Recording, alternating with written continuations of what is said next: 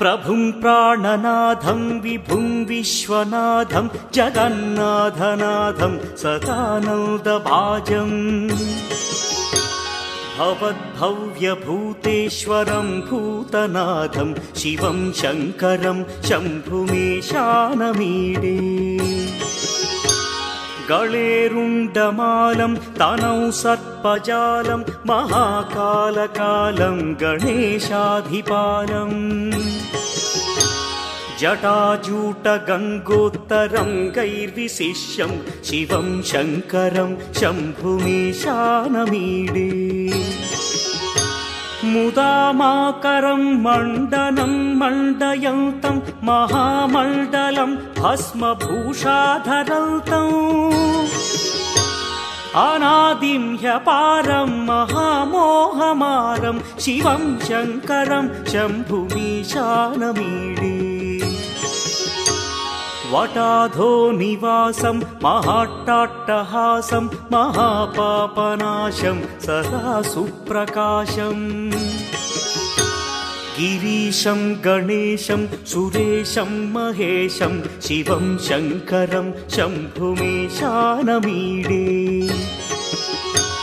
गिरीन्द्रात्मजा सङ्गृहीतार्थदेहं गिरौ संस्थितं सर्वदा पन्नगेहम् परब्रह्म ब्रह्मादिभिर्वन्द्यमानं शिवं शङ्करं शम्भुमीशानमीडे कपालं त्रिशूलं कराभ्यां दधानं पदाम्भोजनं राय कामदधानम्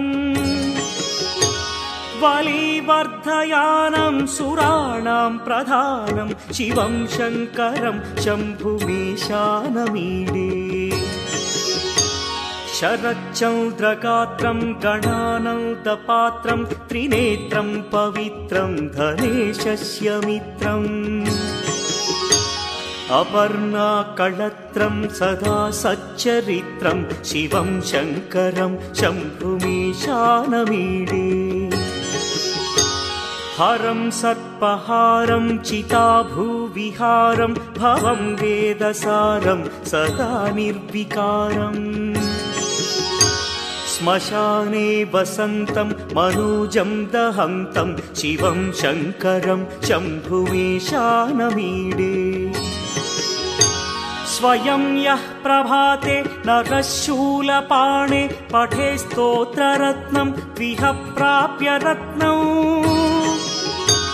सुपुत्रं सुधान्यं सुमित्रं कळत्रं विचित्रैः समाराध्य मोक्षं प्रयाति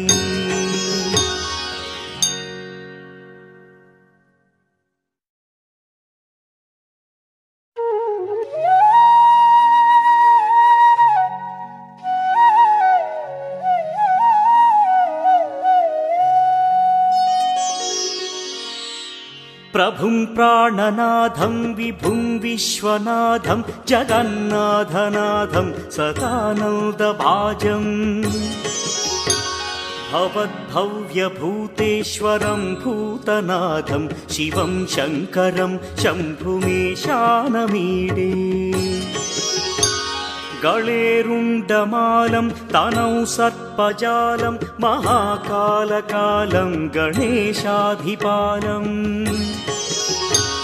जटाजूटगङ्गोत्तरं गैर्विशिष्यं शिवं शङ्करं शम्भुमीशानमीडे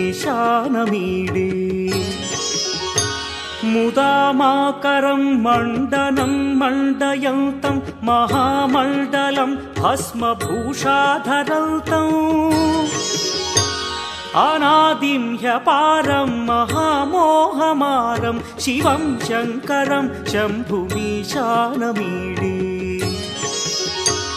वटाधो